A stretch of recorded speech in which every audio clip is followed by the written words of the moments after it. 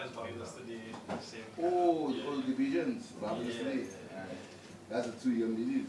Yes, yes, yes. He's a swell. The other bunch, he's a sausage. You said that. I think it. You know that, you know. Yeah. That's what I'm doing now. Be very careful. Okay. You call me nice. You can't tap nobody in the shoulder. Never So do you that. insult them. So this is from my pocket.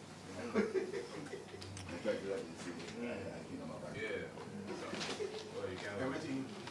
You can't win. You can't win. Okay, good morning, ladies and gentlemen. I'm so happy to see that we have such a full room today. Thank you for coming. Our first presenter is the Prime Minister, Minister for Finance, Economic Development and the Youth Economy, also Minister for Justice and National Security, and he has a few announcements to make. Prime Minister.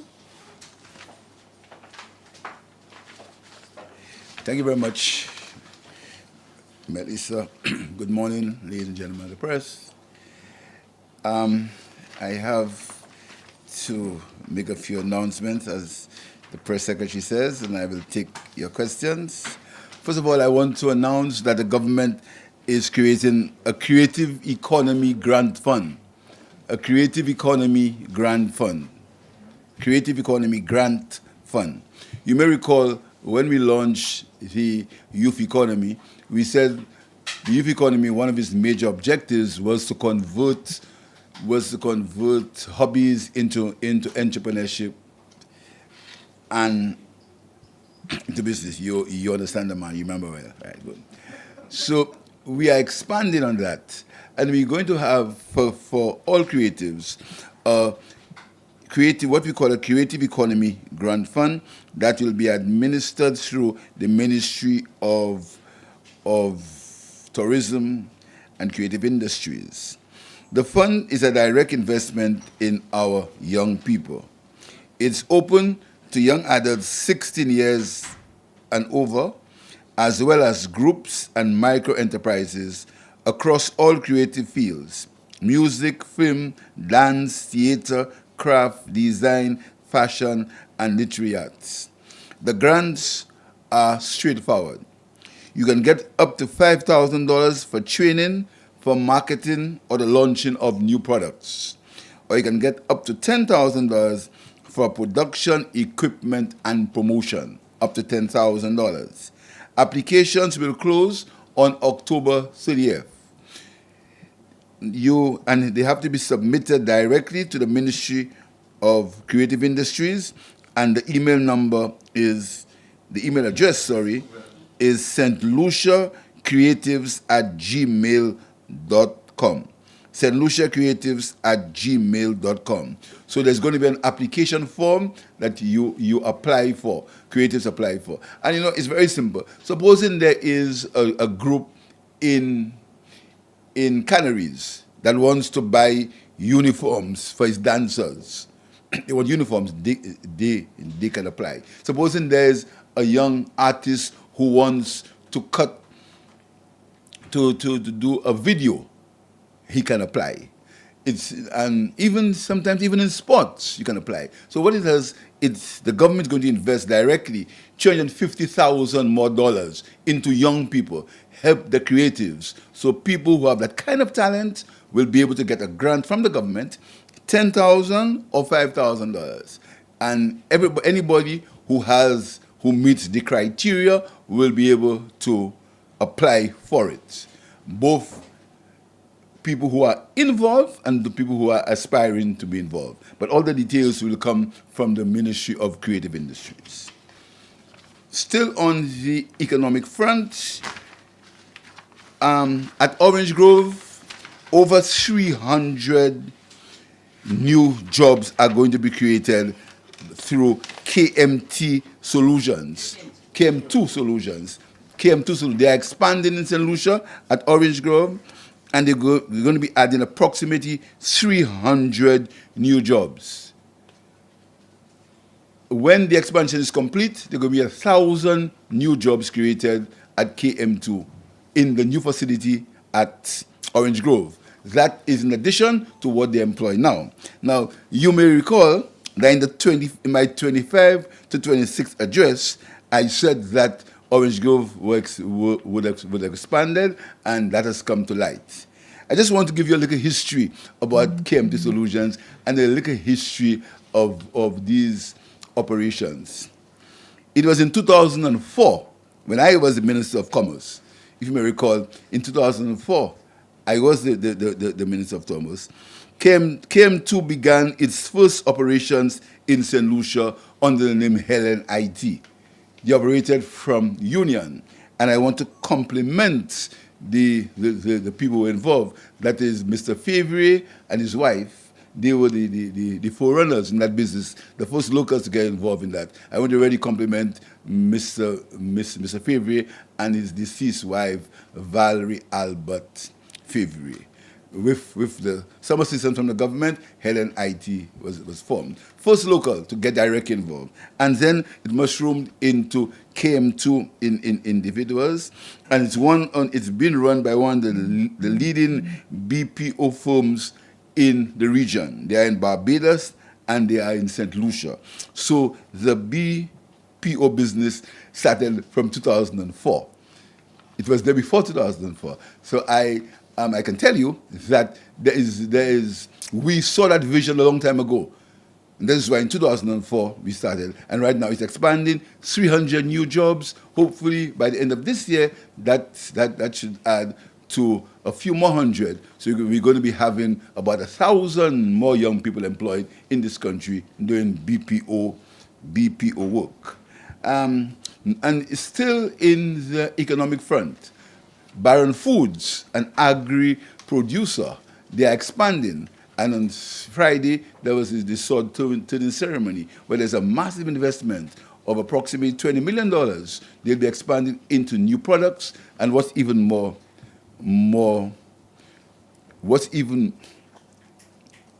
important is that they're going to be creating linkages with agriculture and tourism.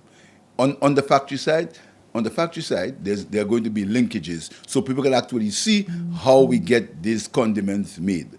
And this is very innovative, and I want to compliment Baron Foods showing the confidence in the solution economy, the confidence in the future of this country. Still in the news on the economic front, the Harbour Club, on Thursday, they announced a major expansion in the tourism industry, a major expansion going into condominiums, into very high quality condominiums on the site next to where the Harbour Club is. As you may recall again, the Harbour Club's investment began sometime between the year 2011 and 2016, and it opened, I think, in the year 2016 or 17. But that investment began between the time 2000 and 2016. And right now it's expanding, more jobs for St. Lucians.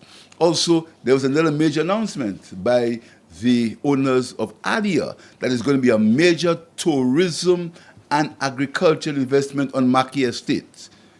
A major, and I think members of the press were briefed on that. Again, more jobs, more investment, more confidence in the solution economy. So you will see that both in services, in manufacturing, and in tourism, the economy is expanding.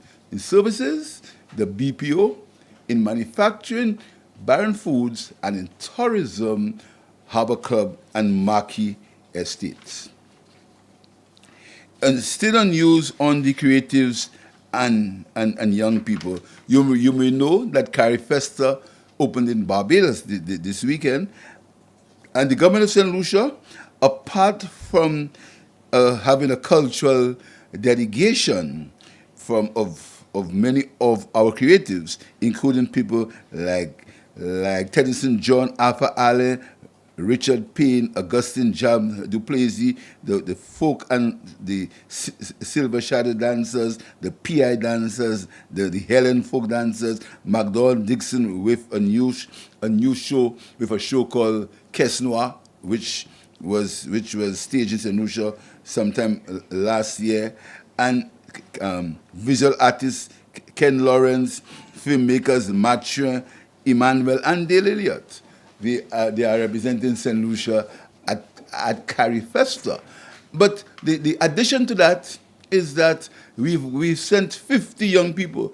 The government has sponsored 50 young people to accompany them. Because what Mia Motty, the Prime Minister of Barbados, she asked me, she said she wanted to have young people to get together, because what we're missing is the regional approach, the regional approach. And 50 young people will join their friends to share ideas and to get involved in the Carifesta festivities. So we have 50 young people chosen from the schools in the island. So they are up in Carifesta. Still, St. Lucia's name on the international scene.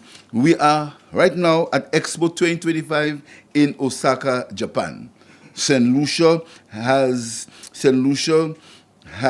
our theme is Designing Future Society for Our Lives. That is the theme of the Expo, and it's one of the largest international gatherings in the world, bringing together over 150 countries and millions of visitors. St. Lucia's Pavilion has already welcomed more than 1 million visitors. And in there, we will learn all about the history, our products like our CMOS, there, our fashion, our arts, and most importantly, it celebrates our Olympic champion, Julian Alfred, the fastest woman in the world. That's happening as we speak.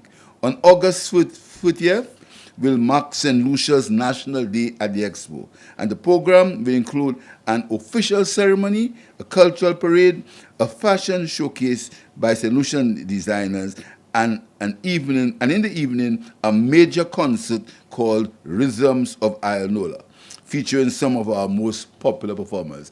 And the Deputy Prime Minister is leading that delegation. So on August 31st, it's going to be St. Lucia Day at Osaka, Japan. August 30th will be St. Lucia's Day. So these are some of the exciting things happening in the country. Very, very, very exciting. And all the young people, they are very, very, very excited about the fact of that they are in Carifesta, and now we have these creative grants. So many good things are happening in St. Lucia, and I'm very pleased to announce these to you, and it's with great pleasure I will take your questions.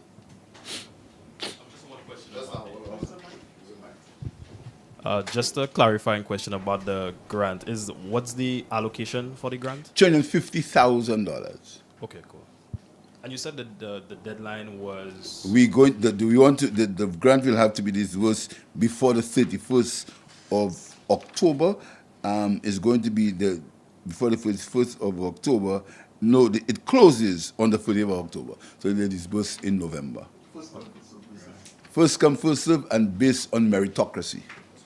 The better applicants will get it. With regards to the Barron food expansion, I know it's something that they would have wanted to do for some time now, but they had some difficulty in that coming to fruition. Was there any government assistance provided there in terms of making that come to a reality? Of course, government worked with them. The Ministry of Commerce worked with them, the Office of the Prime Minister, because that area is a special development area. And we work together. You know, what the government does is the government works, the government creates the enabling environment. And in the Barron Foods case, we had to work with them so that they could have the confidence. What's important is the confidence, because it's a major investment. And they had the confidence to expand. But the government did work with them, but it was their initiative, it was their financial input, etc. And it was their own innovative ideas, but government did work with them. Just going to switch gears a little bit, more so to, I guess, issues brewing in the region as it relates to the conflict in Venezuela, between Venezuela and Guyana. We saw some pretty strong pronouncements from the Trinidad Prime Minister. But I just wanted to know what's St. Lucia's view on that escalating situation, considering the territories involved, they are friendly nations of St. Lucia. So what's your perspective, your overview on this? Well, we are concerned, like every right-wing government. We are concerned over the escalation, but we are still working under the Treaty of Chagaramas, and the Treaty of Chagaramas makes clear procedure as to how we deal with our external affairs. Clear procedure. I think it's Articles 8 and 16.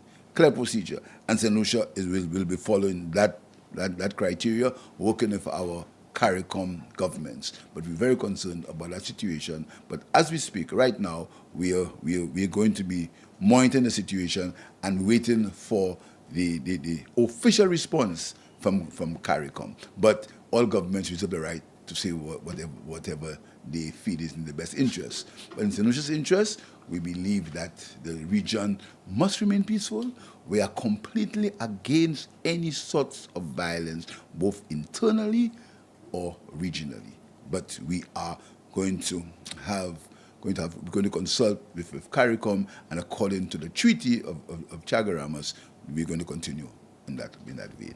So have CARICOM sent any notices so far? CARICOM is not, but I'm sure very soon CARICOM will have to respond. But you know what? I think what's keeping us back is the chairman of CARICOM is now involved in elections, and these elections are on the 3rd of September. So I guess, as most politicians, if he doesn't win his elections, he'll no longer be chairman of CARICOM. So I think he's very much involved in the election, and I understand that. So I guess CARICOM will deal with it at some point. Okay, so while we're still on Venezuela, I know some time ago, during your state visit, there were some bilateral agreements where there were certain deliverables Yes. outlined. I know at some point, due to the conflict and stuff, some of those were delayed a bit. But have any of those deliverables ever come through Yes, they are still delayed because Venezuela is under an embargo, a serious embargo, and they are still delayed. But St. Lucia has been friends with Venezuela from 1979. It is the late Sir John Compton who had an official visit to Venezuela in 1979. But we are concerned about the situation, very concerned, and St. Lucia has taken a position that the internal affairs of countries we do not get involved in, but we are very concerned at the regional impact of the conflict between Venezuela and Guyana. We're very concerned about it, but as I said, St. Lucia is working with CARICOM to see if we can bring a peaceful solution to that problem. Good morning, Mr. Prime Minister. You've changed your hairstyle today. Yes, two questions. First, to clarify on the creative grant, you said the email address is stluciacreatives@gmail.com. Yes. Is St. Lucia spelled SAINT or ST? STLUCIA. Okay, thank you. STLUCIA CREATIVES@gmail.com. Okay, thank you. And the second question, I think it was last week or week before last, you announced that the government had received funding from the Kuwaitis to resume the work on the Grosley Highway. Could you give us some more information on that? I guess the Minister of Infrastructure will be clear on that. But as we speak, work is going on what they call the bypass roads, to expand them. So when work starts on the highway, then there'll be less traffic will be on the main roads. That loan from the Kuwaitis, I say without any fear of contradiction, was already approved, but it was stopped by the former government. The former government stopped that loan for the expansion of the Grosley Highway. They were in office, it was their prerogative. They preferred to do a piecemeal extension between Rodney Bay and the Grosley Junction. Rodney Bay and the Grosley Junction, most importantly, from to Kilago. That was their decision. Governments have a right when they administer the country to have that. That was their decision. That wasn't what we thought would happen. We had got a loan approved already for expansion of the highway. When we got into government, there was a study done on that expansion. And without going into details, because we're going forward, you know, we do not want to rehearse all these mistakes of the last government. We don't want to rehearse these. We are moving forward. The mistakes of the last government were mistakes, and they've paid for it from the electorate, and they'll surely pay for it again this time. What we thought is that it was better if we had looked at that expansion. And we looked at it, and the Minister of Infrastructure has said several times what we found on the study of that short piece of road between Rodney Bay and Kilago. So what we've decided, we went to the Q80s, and we are going to begin the highway in earnest. Why is it doing that? The shock bridge is going to be replaced. Funding has been available for the shock bridge. You may recall, when as Minister of Agriculture, we did the Bois d'Orange Bridge. And the Bois d'Orange Bridge was built to take 4-lane traffic. It was built for 4-lane traffic, and it was built as a climate-ready bill to deal with the change in the climate. You remember the criticism of the opposition. Remember the criticism when it was said that we should have put a Bailey Bridge in there for $3 million instead. A Bailey Bridge. That's what the opposition were saying we should have put in there. We mustn't forget that. They did an audit. All the experts, some of the experts who right now on social media did an audit, and they found that that bridge actually we made a $300 savings. What it did not say was the bypass road that was built cost $3 million. A bypass road that cost $3 million, and we're not going to go into how that was procured. Yeah, not $300,000. $300,000 savings on the Bois d'Orange Bridge. And further, you may also recall that the bridge near the marina, there was constant flooding in that area.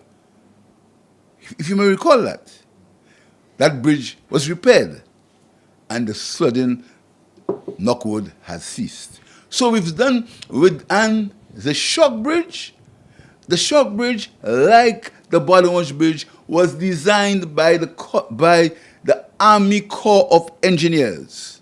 That's what it was designed by. But the opposition claimed that there was corruption, and they claimed that the bridge was overpriced. When the audit was done, it was found that there was a cost savings of over $300,000 on that bridge. The shock bridge, which again was the shock bridge, which was designed by the Army Corps of Engineers and funded, the opposition stopped it. And if you notice, you'll see the flooding that takes place at the shock bridge. I'm pleased to tell you that funding has been secured, and whilst we wait for the highway, the Minister of Infrastructure will tell you that we are replacing the shock bridge. But you have to be very careful, because we've got into the hurricane season now, and you don't want to create any unnecessary disturbance when the hurricane season. And again, supply chain issues have caused us some time in getting in procurement for that bridge. So that's what we're doing in the highway. Shock bridge, expansion from Moshi to Groseley, and whilst we're doing that, expanding the bypass road coming from VACQ to go across there. And next year, when that starts, after that, we're going to be doing the other part of the Groseley Highway. So I have a question. Yes, Mr. Prime Minister, just quickly on the creative grant. You mentioned that the Ministry of Creatives would be run. We know now there's a there's been an input with film development, Yes, especially with the young that people. is also there. Oh, yeah. Colin Weeks, especially. Thank you for telling me that. Yes. Would That's they- also there. It says production, equipment, and promotion. Sorry. That's But we know the CDF has some inputs. They just put out, I think, 40 young people in the business and arts. Would there be some kind of collaboration? Would they be, because you talk of training, would these other agencies have any input, in helping develop these skills and this? Well, these this artists? grant funding will complement all what's happening now. It's not going to be instead of, going to work with what's happening now. So all the initiatives that exist now will continue, but it's going to be augmented by the creative grant, the creative economy grant funds. So the ministry would have the directive. The ministry working with CDF and probably, I guess, when the minister comes to give you the details, there'll probably be a board to make it work as usual. But it's going to be according to meritocracy and according to because I'm sure there'll be thousands of applicants, but it's going to be according to meritocracy and according to the best we'll get you, as is obviously normally the case.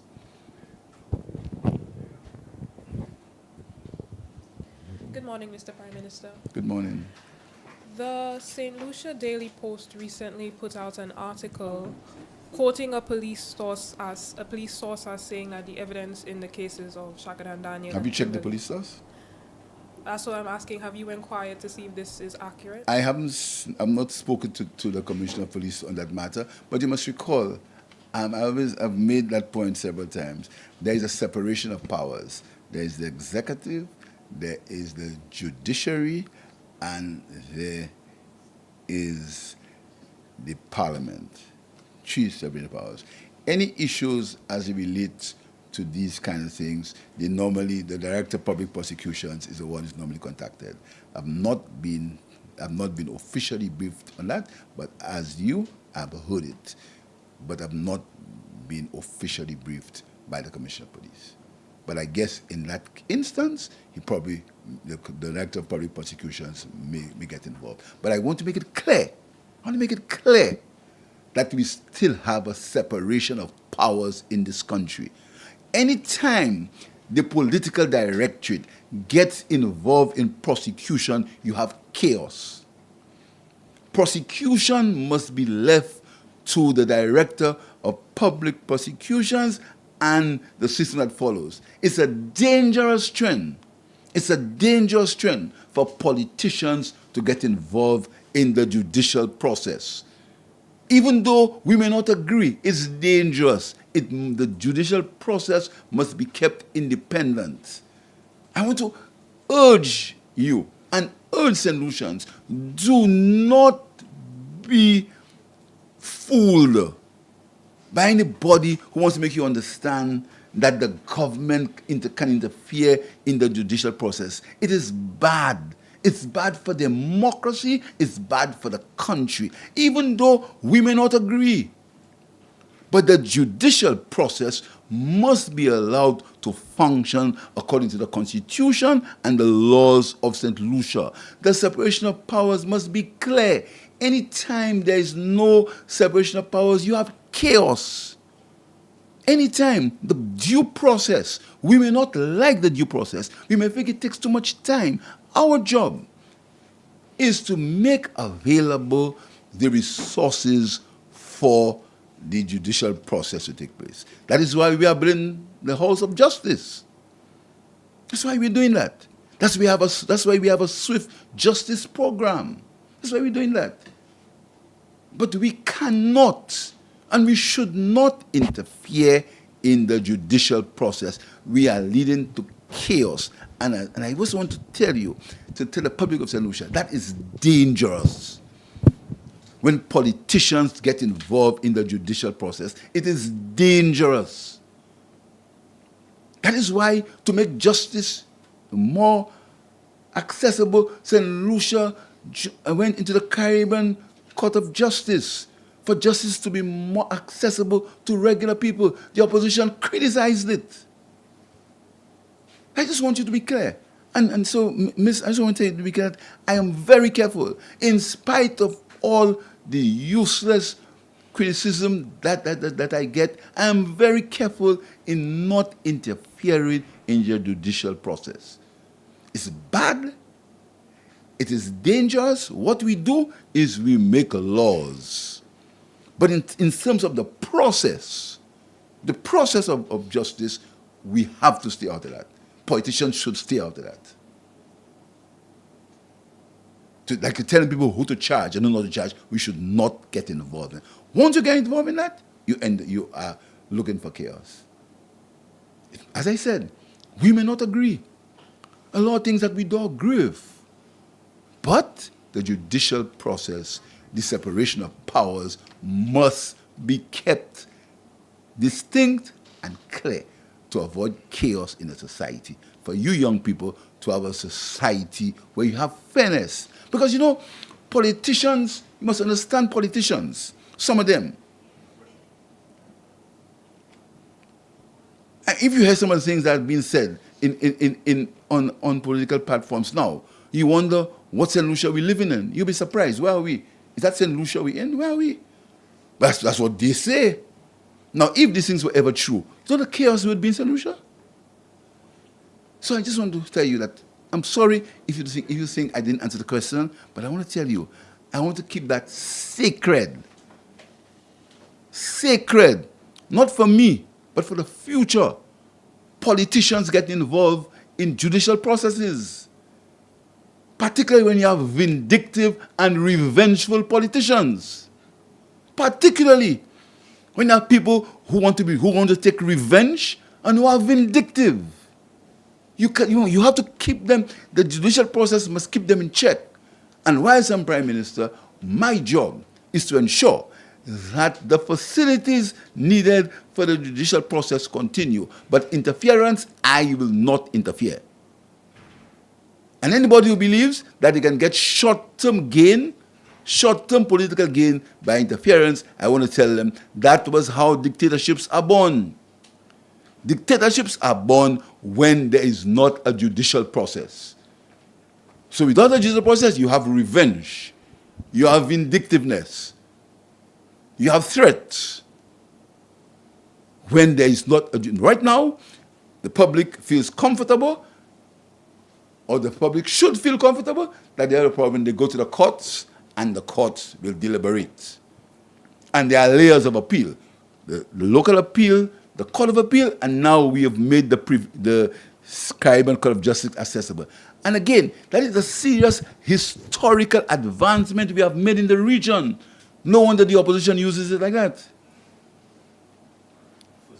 They're the first ones to use it. Because you want to believe if these cases had to go to the Privy Council, they would have been heard next 3 or 4 years. Now they're being heard almost instantly. Because the same court that the opposition opposed vehemently, demonstrations and accusations, they are the ones who are using it now.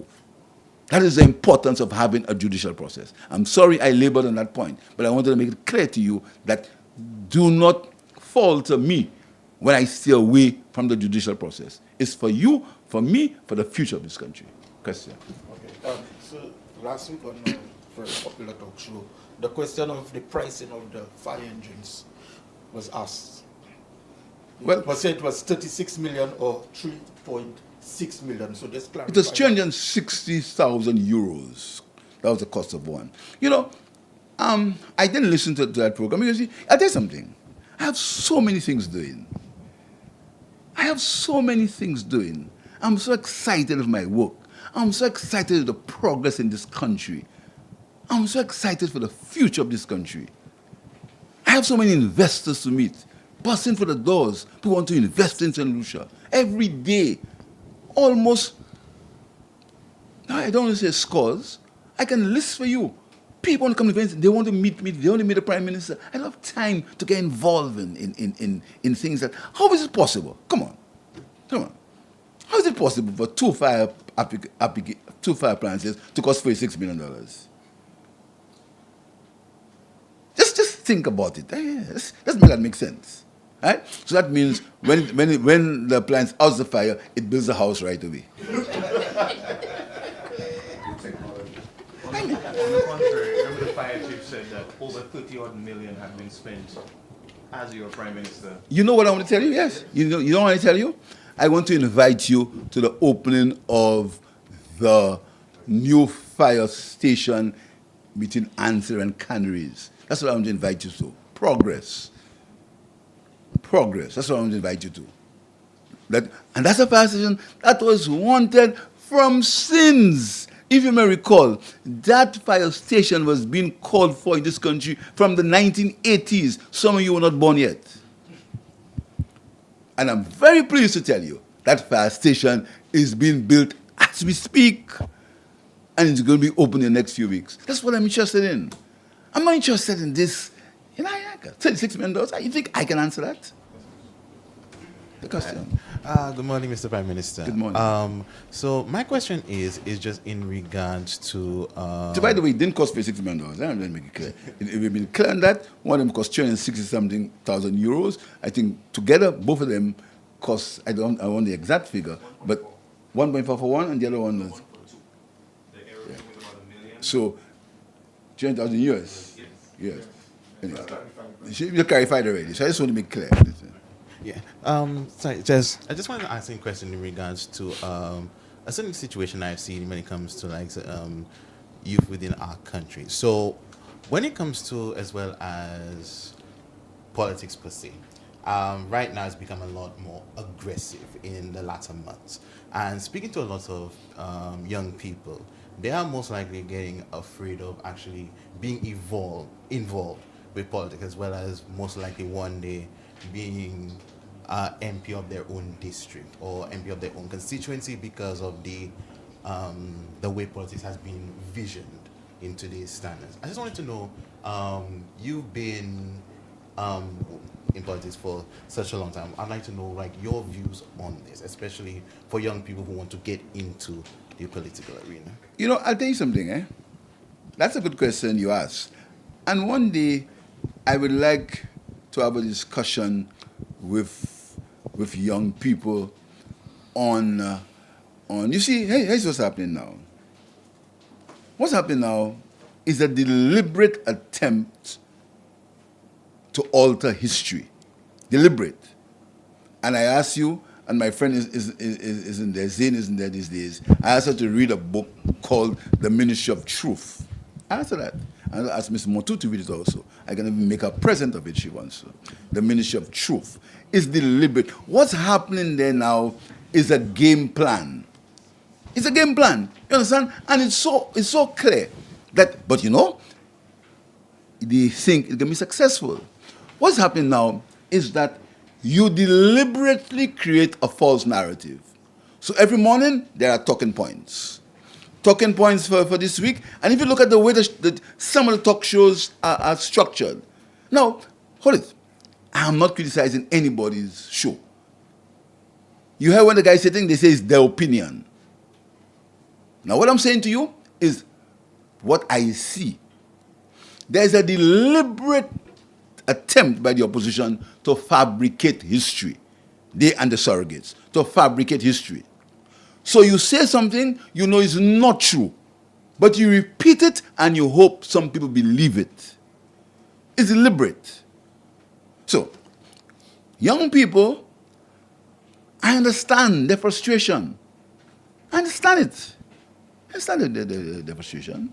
And that is why we are creating these avenues to allow them to express themselves in a different way and to find their way to get the truth. The truth is available for everyone to see. When the government makes announcements, people feel them. We paid the teachers with temporary salaries. The temporary teachers got salaries. The money went in the bank account. The money went to the bank account. It went into the bank. They went to the bank and they drew the money. That's tangible. You can touch it. The opposition had some story about that. Because they want to create a false narrative. And that's deliberate. That's why I want you to read that book. The Ministry of Truth. It's a whole situation where you create false narratives. You say what's not true deliberately, and you repeat it, and you hope it sticks. That's the struggle. So I understand young people's frustration. I want to tell them to seek. The truth is available. The work of the youth economy is there for everyone to see. It's there. Not every young person has got a grant, but over 1,000 have got grants. That is there. Their businesses have expanded. They've got the equipment. They've got it. I'm not the one saying it. They've got it. Our work as far as law and order is there. You've seen the vests, the vest. You've seen the vehicles. You've seen the grocery headquarters. I understand that the opposition said that they had planned to build it.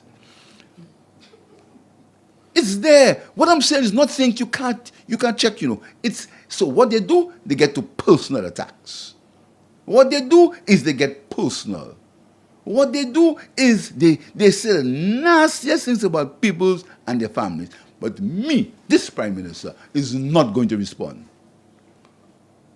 So if anybody is expecting me to go into the gutter, to clean it otherwise, no. I am not going to be responding. I am going to be talking about the future. I'm going to talk about the performance of this government. I am very proud about the performance of this government. Very proud.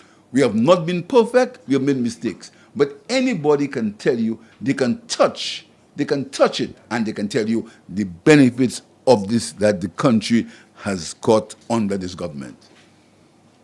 Prime Minister, Yes. just one question on this side.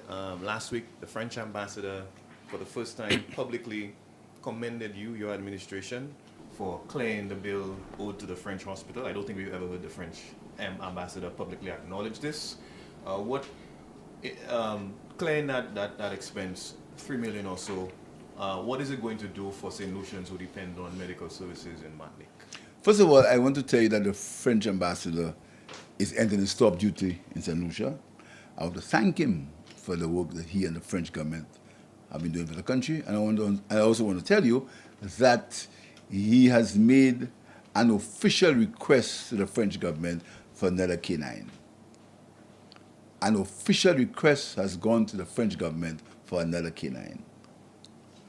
That's the first one. And contrary to what is being said, there's a K9 right now in St. Lucia that is working.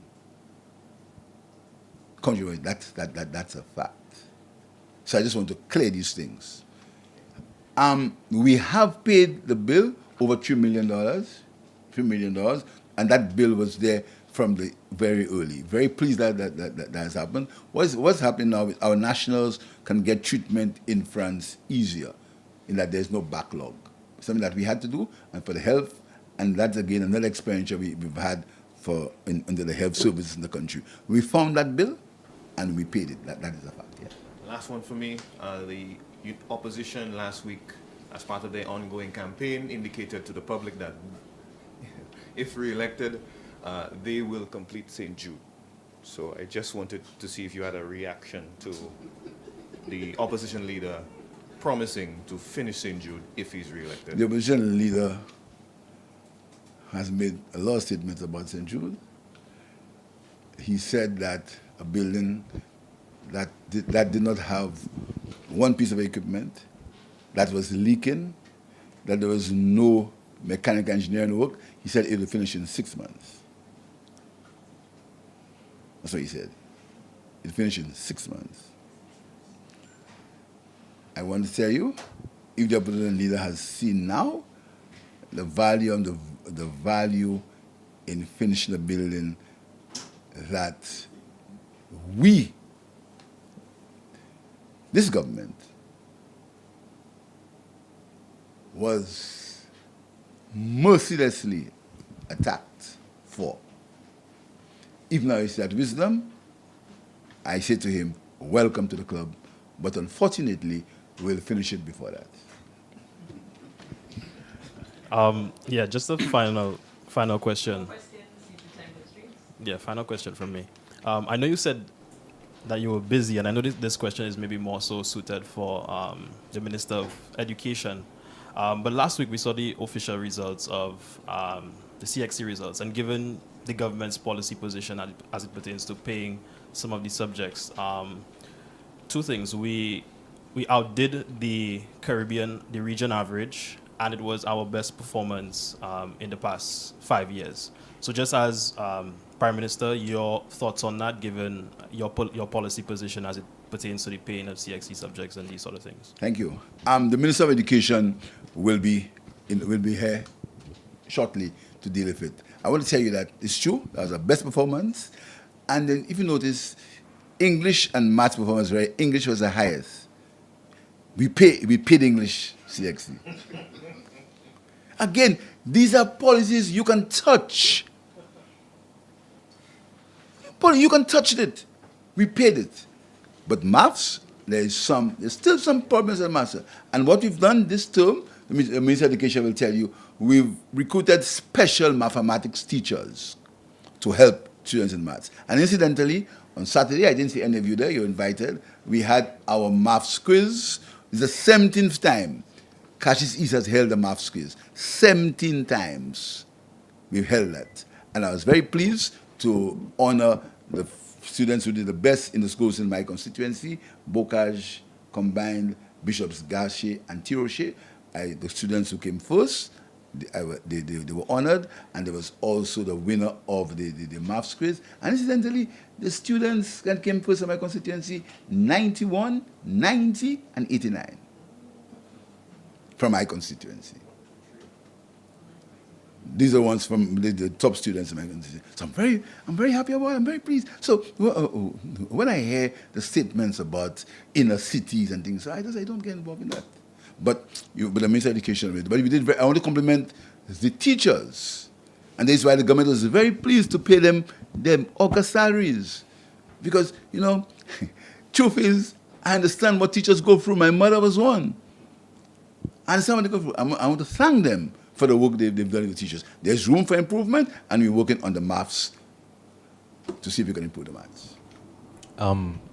Finally, from me, Mr. Prime Minister, the Kings are playing in St. Lucia this week into next Sunday. Do you have any words of encouragement for them, and are you encouraging St. Lucians to go watch the matches? Well, yesterday the match was rained out. That's unfortunate.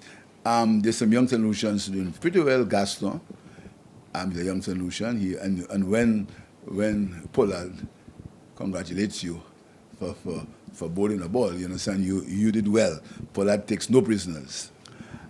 And then there's also Akim Ogis, who also came out and showed some mettle even in the dying stages. So we have 3 more matches: Tuesday, Wednesday, and Tuesday, Thursday, and Saturday.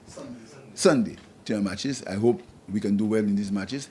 I want St. Lucians to be in the numbers on Saturday, and the crowd was expected to be very large yesterday. I wish Darren and St. Lucia Kings all the best. That's it. Just my last question, though, in regards to, as well, if you don't mind, just going to the political front. I'm seeing that this year we're having also some new parties actually being in the spotlight. I just want to know, like, your opinion. How come do you believe that St. Lucia needs more presence in terms of parties, especially now that new ones are coming in? We live in a democracy. I encourage all democratic institutions, and anyone who wants to form a political party, welcome to the club. It's a democracy, and everyone has a right. I will never impinge on anyone's right of association. Never. Not my style.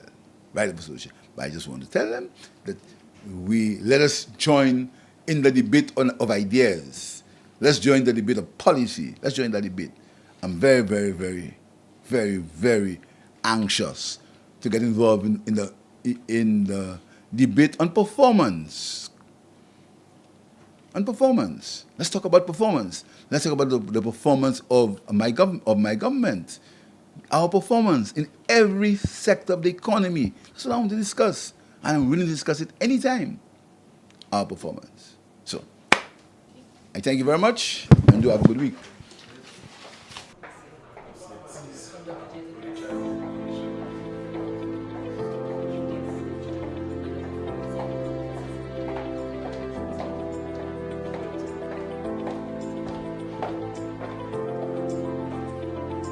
Everybody.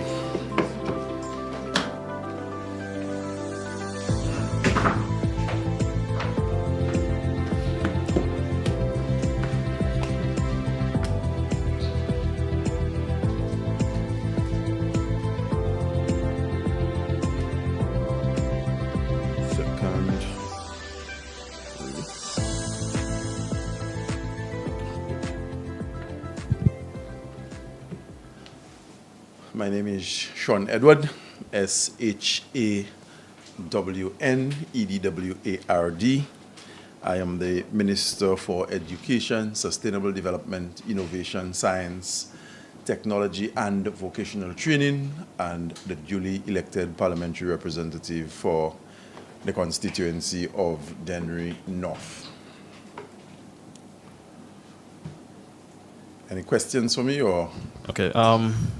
Well, you were away last week, but the results for... I was on vacation.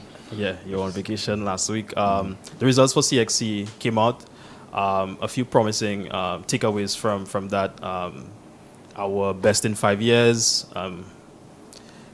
performing better than the regional average. Just as Minister, when you heard those gains, what's your thoughts and feelings towards that? Well, like most of the students, the principals and the teachers, parents as well, I was anticipating good results this year. I know the schools had worked very, very diligently to prepare the students. And after having made my rounds at the various schools, I was pretty much satisfied with what I saw happening. And it did not come as a surprise that our students had done better this year than they would have done in previous years. But there is just one area of concern that we continue to work at, and that is mathematics.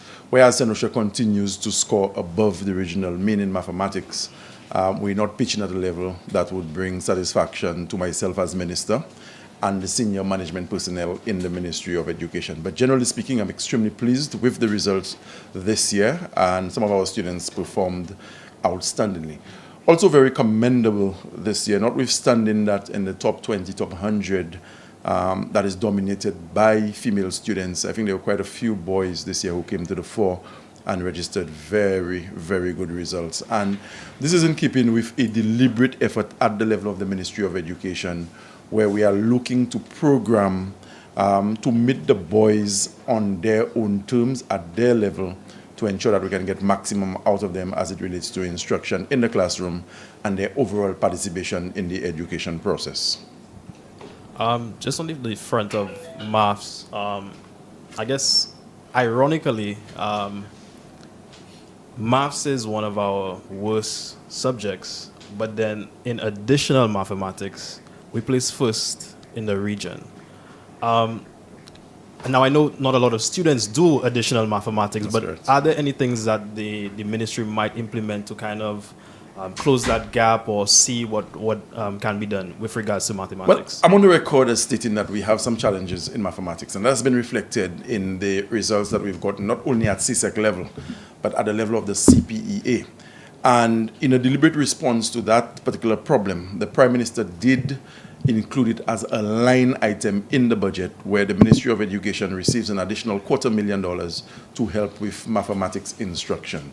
So in the coming days, we will convene a meeting to complement what we've been doing by the Curriculum and Materials Development Unit, the CAMDU, through our mathematics specialist. We will be bringing together in one space retired educators, persons who would have distinguished themselves as well-respected mathematics teachers, but who have since retired. We want to bring them in to work alongside the mathematics practitioners we have in schools at the moment, and to take a critical look with external help from the Canadian government, the CXC, and the OECS to see how best we can get to the bottom of this problem. Because I believe that what we see manifesting itself as poor performances in mathematics at the Form 5 CSEC level is something that would have started perhaps at the early childhood level. So this calls for an in-depth investigation where we'll critically examine all the possible factors at early childhood, at the infant level, the primary level, hoping that by the time a student transitions from primary to secondary, we would probably have a much better appreciation of where they are at and what are the factors that are impeding quality performances as far as mathematics is concerned. Good afternoon, Minister. Good afternoon. On the music front, a petition was launched a few months ago calling for a financial audit and investigations into the St. Lucia School of Music. Music educators have stated that at the non-profit prices are so high that they cannot even refer parents to the school for their students to learn musical instruments. I know that the School of Music receives a subvention from the government, I believe through the Ministry of Education. Has you heard of these complaints, and has the ministry looked into it? I have heard of the complaints as they relate to the St. Lucia School of Music. But St. Lucia School of Music is not a traditional school in terms of how it is managed. The daily operations of the St. Lucia School of Music is not in the purview or remit of the Ministry of Education. And we've started conversation with the administrators of that school with a view to ensuring that there is greater transparency. But in terms of the daily operations and how the school is managed, we have not taken and we do not want to take responsibility for that. Naturally, we would have a stake because, as you quite rightly said, we provide support. And once taxpayers' dollars go into an institution, I think it is incumbent on the government to ensure that the money is used in a way where it benefits the citizenry and that people are generally satisfied with the services that are being provided. But in terms of the Ministry of Education taking a hard-line position with respect to the School of Music, we have not done so.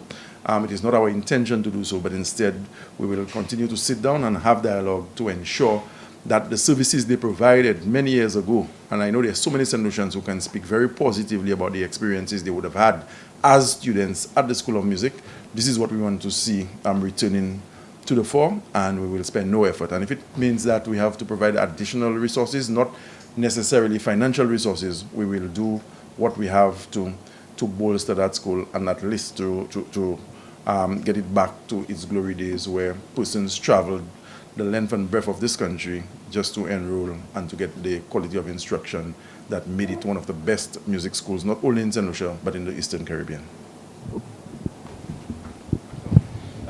Good afternoon, Mr. Good afternoon. Mr. Edward. Still on schools, how do you, I think it's about a year or 2 years now since the transition of 4 secondary schools into TVET institutions. How would you assess the development of education and skills and training at these institutions now? And are you confident that they are models for training students in St. Lucia for the years to come? Absolutely. I'm extremely pleased with the progress that we've made. As you quite rightly said, transitioning or transforming 4 of our traditional secondary schools into TVET institutes, so to speak. Formerly the Angers Secondary School, the PI Secondary, the Grand Riviere Secondary, and the Stanley John Odlum Secondary all have been transitioned to TVET-specific institutes, where students are practically being enrolled in programs that would prepare them for the workforce and the job market. It is still work in progress. We're not where we want to be, but in terms of the strides that have been made ever since we started, I'm extremely pleased, and I must commend not just the senior management personnel in the Ministry of Education, but more specifically the TVET Council and the TVET unit spearheaded by Dr. Natram in the Ministry of Education. The principals are very excited about what they've been doing. I have had a reason to visit some of the schools during normal operating hours, and I must tell you, it warms my heart, and I'm extremely pleased to see how the students are able to use the equipment at their disposal to sharpen their skills, thereby preparing them for the job market. A student who completes the program in any of our TVET schools upon graduation or completion of a program receives a CVQ, Caribbean Vocational Qualification Certificate, and with such a certificate, he or she can enter the job market in any CARICOM country, not needing a work permit. So we are preparing students for industry, and we are hoping that by the time they finish, they would be ready for immediate immersion into the world of work. I would have indicated that strides are being made, but we're not where we want to be, but I'm extremely pleased with the progress that we are making. We are also seeing expressions of interest in the TVET schools and their programming. On a weekly basis, we receive requests from parents and students wanting to be transferred to some of the TVET schools. So this year, at the level of the CPEA, when the assignments were made, a number of parents came to the ministry saying that instead of what we call a traditional secondary school, they wanted their students to be enrolled at TVET. There are 2 entry points with the TVET schools. A child or a student enters at Form 1 level, or a child can be accepted at the Form 3 level. But we have known instances where parents have requested transfers at the level of the Form 2 and even Form 4. And the ministry has tried as much as possible to work with those parents to ensure that the children get the experience that they are seeking with a view to bettering themselves, sharpening their skills, thereby giving themselves a better opportunity at the job market. So I'm very excited about that. I'm very excited about the ensuing academic year. As you know, schools in St. Lucia reopened their doors on the 1st of September to receive students, but this week teachers are required to report to begin preparing to receive the students. And for us at the Ministry of Education, we're looking forward to a very promising, a very bright academic year. As I speak, over 120 school buildings are being worked on, thereby ensuring that we create this enabling environment where teacher and student can interface in an environment conducive for learning and ensure that the comfort level is in keeping with what we want to espouse as a government. So school buildings are being worked on. For the first time in the history of this country, well, in a very, very long time, temporary teachers have been paid their salaries in the month of August. That never used to happen before, and we heard the cries of temporary teachers who would have had commitments with the banks, who would have had commitments in terms of just maintaining and providing for their families, and they had to suffer the inconvenience of not having a salary in the month of August because of their employment status with government being not permanent, but and being temporary. But this year, we made good on our promise. The Prime Minister did say in the budget that he was going to ensure that sufficient resources would have been mobilized to pay temporary teachers, and the temporary teachers I have been able to interface with in recent days have all expressed their satisfaction and gratitude to the government for having received their salaries for the month of August. I must also tell you that we have a chronic shortage in relation to nurses in the healthcare system, at our hospitals, primary healthcare facilities, etc. And in a deliberate response to that particular problem, we are subsidizing tuition for nursing students at the Sir Arthur Lewis Community College, so that every single nursing student enrolled at the Sir Arthur Lewis Community College is getting a form of assistance from the government with meeting tuition expenses. The bachelor's program at Sir Arthur spans 4 years. The first year students, or the new cohort, each student receives from the government of St. Lucia $2,500 towards tuition. The second year students receive the same amount, $2,500 towards tuition. The third year students, in the penultimate year, they receive $5,000 each from the government of St. Lucia.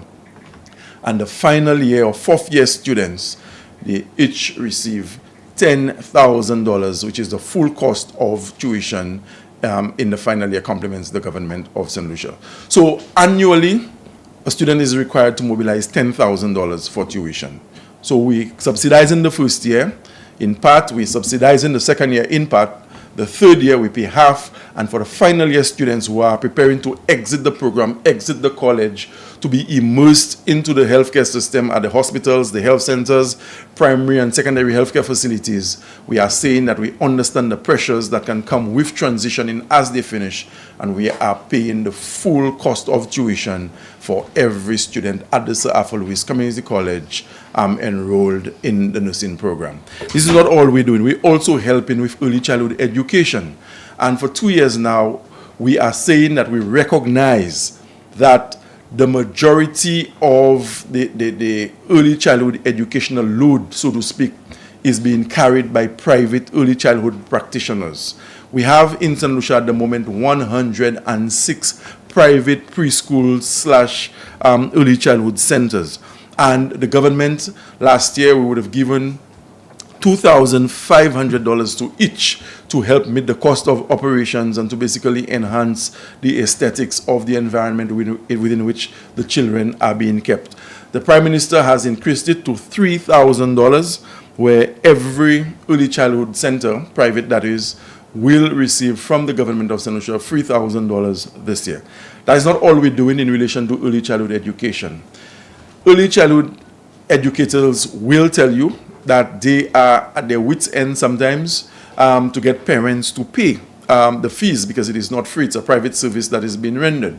And in recognition of this, last year the Prime Minister made $50 available on behalf of every child in the system. That has been increased. It has been doubled, where this year $100 will be paid to each of the private early childhood centers on behalf of the children enrolled at those centers, thereby taking the pressure off the parents. So there's a lot happening. We are also paying 4 CXC subjects. 4. We would have started when we assumed government in 2021.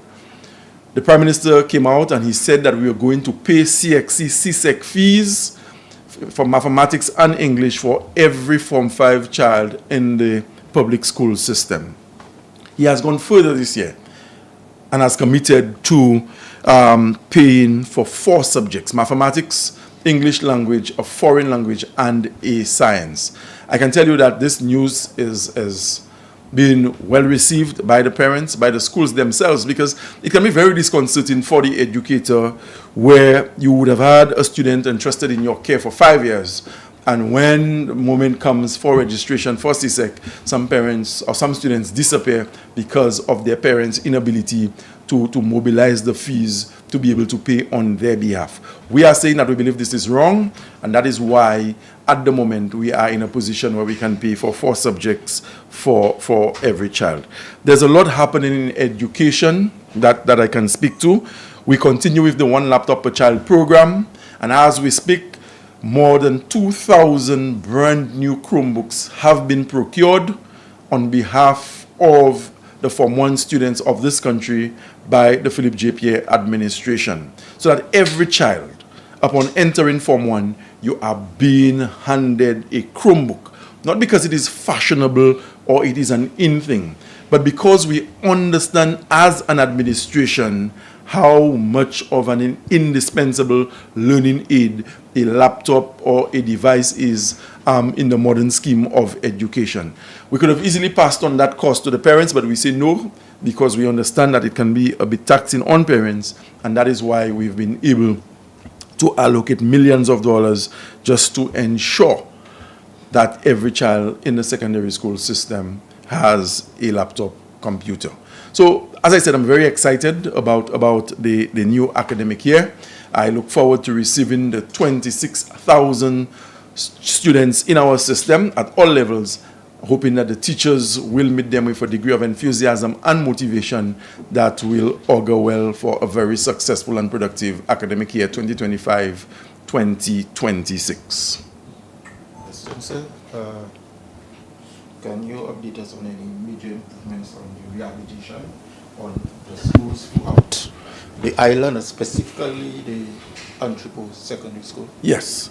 As I would have indicated, we're working on in excess of 100 schools through what we call the Summer Works Program. The Summer Works Program, as the name implies, basically speaks to the work that we do to refurbish and rehabilitate school plant during the months of July and August ahead of a new academic year. The report I've received from the Plant and Equipment Unit in the Ministry of Education is that work is progressing very, very smoothly, and that all the various small projects are expected to be culminated in time for there to be no disruption or a delayed opening of school. With respect to the Antrepo Secondary School, as you know, we would have secured a loan of almost $20 million through the Afri-Exim Bank, and we would have worked on 22 schools. But the nature of the project or the magnitude of projects at school varied based on the needs assessment that was done by the Plant and Equipment Unit of the Ministry of Education. So that at the Antrepo Secondary School, we're spending in excess of $8 million for a 3-story building that has replaced or that is replacing a dilapidated structure that existed there for over 50 years. We're also constructing a new wing at the Piero Combined School.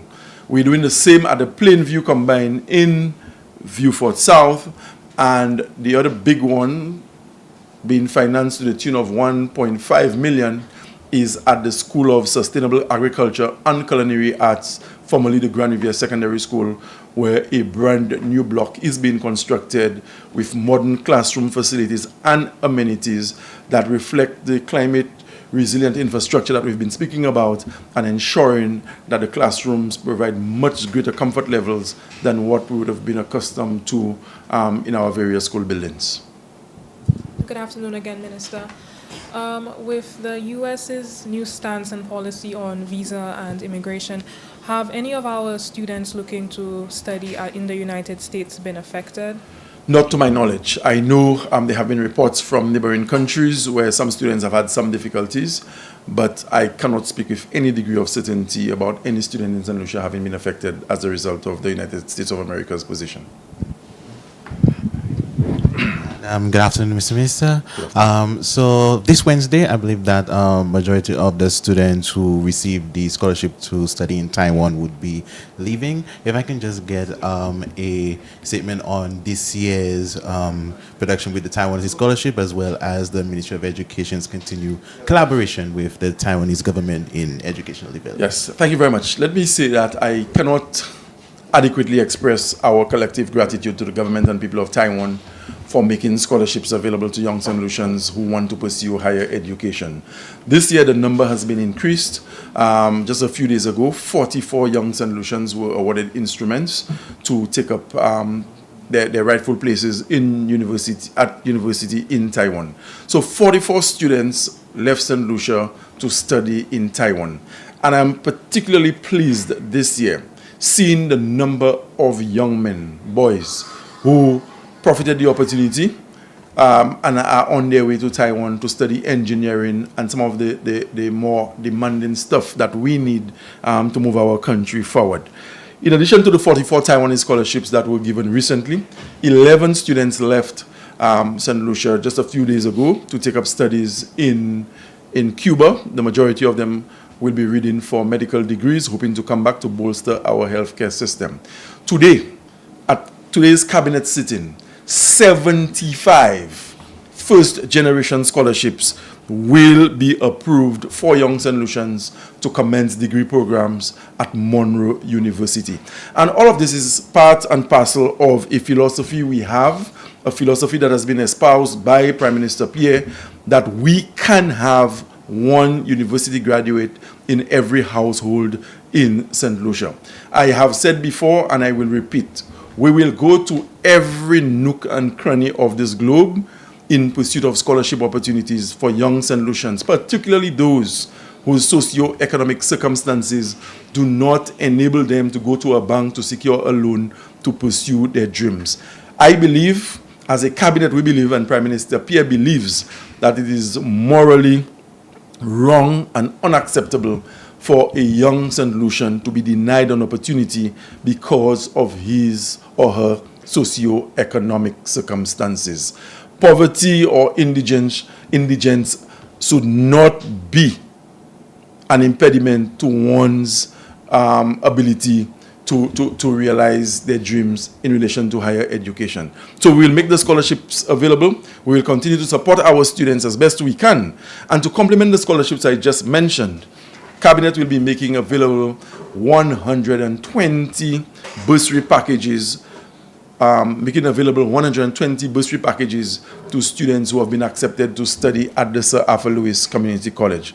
So there's a lot that we're doing for young people. There's a lot that we're doing for our students. We continue to place a premium on education as an administration, realizing that any real chance of survival for St. Lucia in a fiercely competitive global environment, that will be determined largely by the quality of the human resource base. And that is why we will continue to invest in our children, we'll continue to invest in our young people, and we'll continue to give the best possible educational experiences to them within the confines of the resources available to the Ministry of Education and, by extension, this government. I just have one clarifying question about the nursing subsidies. Yeah. Does that come into effect? Is it this academic year, or it has already been? No, it comes into effect this academic year. So, as we speak, there is an orientation exercise happening at the Sarford Lewis Community College. This morning, myself and Minister Moses Jean-Baptiste addressed the cohort of students in the Health Sciences Division at the Sarford Lewis Community College. So you have a group of students who will be doing midwifery. You have another group doing public health, and then you have the students doing the Bachelor's of Nursing program. So all of those students this morning assembled in one room at the Sarford Lewis Community College for orientation. But citing that there's a chronic shortage of nurses in St. Lucia and globally, the government's response is that we have to lessen the burden on the students and parents to ensure that those who enroll will complete, thereby complementing the number of nurses we have in the system. So the first-year students, those I would have addressed this morning at the college, they are receiving from the government $2,500 towards tuition. The second-year students are receiving the same amount, $2,500. Those in the third year, the penultimate year, they are receiving $5,000 from the government towards tuition. And the final year students who would have gone through the rigors of year 1, year 2, year 3, and who are preparing to transition from college into the health sector, just to ensure that they can do so with little stress. The government has come forward and said that, look, we are paying the full tuition for you in the final year. Because when we do the calculations, it is costing a student 10,000 EC dollars per year at the Sarford Lewis Community College. So if you plan to spend 4 years, you need to secure at least $40,000. Bye-bye. Have a good day. Thank you. Thank you very much. We've come to the end